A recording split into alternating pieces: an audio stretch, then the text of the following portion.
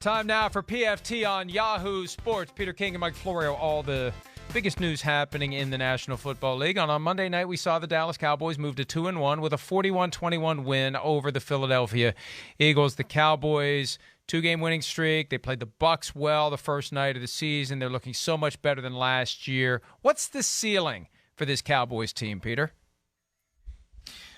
You know, Mike, I think this is going to be a weird way to look at this, but I think their ceiling is I think Micah Parsons holds the ceiling basically in his hands.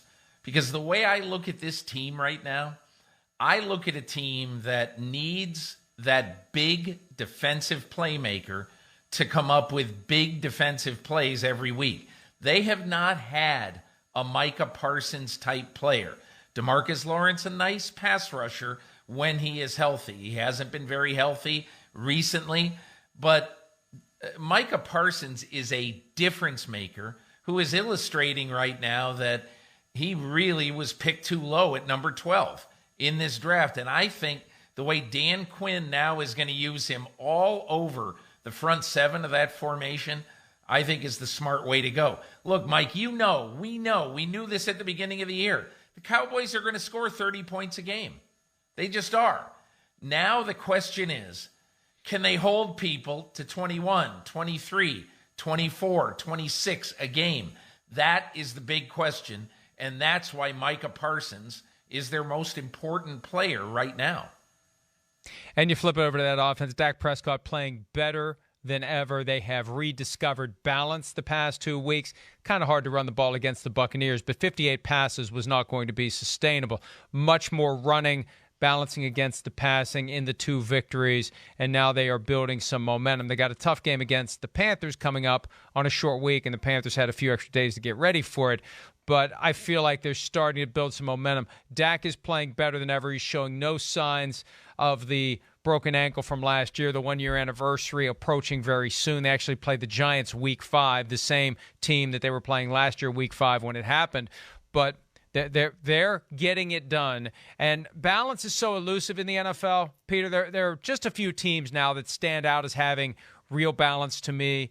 The Bucs, not as much as we thought. The Rams, the Browns, but the Cowboys are getting there. And their defense didn't need to be much better than last year because it was so bad. It looks like it's going to be significantly better than that abysmal unit that we saw in 2020. Mike, two things. Number one, the Bucs will be fine. The Bucs and Rams are going to be there, I think, in mid and late January, both. And look, I look at the Cowboys, and you talk about the balance on offense. I just don't think it's Tony Pollard either.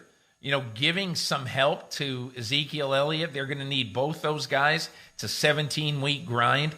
But how about Dalton Schultz? I mean, it's clear now that Dallas thinks, and we'll see, but thinks it has found the heir to Jason Witten. I doubt he's going to catch 1,300 balls, but, I mean, clearly he's somebody who Dak Prescott trusts. I'm not ready to say I think the Cowboys win the division. I'm willing to abandon the Washington football team based upon what I've seen so far, even though just a few weeks ago Washington was my pick.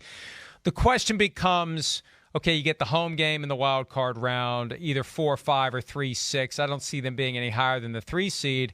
Then the question is, you go on the road, can you beat the 2 seed, the 1 seed in the NFC? I think that's the limit for them, to go on the road in the divisional round and not get it done, but maybe have a respectable performance like they did the first game of the season. That 4-5 game, if Dallas is the host, was made for the first Monday night wild card game in NFL history. I'm calling it right now. Oh, you're absolutely right. And the ratings will be gigantic when that happens, or if that happens. But I'd say at this point it's more likely when, because the Cowboys, with 7 spots in the NFC, they're getting in. And their game, the way they're playing, it's going to get them back in prime time at Monday night for that playoff game. All right, that's it for now. We appreciate some of your time. Check us out all season long for more PFT on Yahoo Sports videos.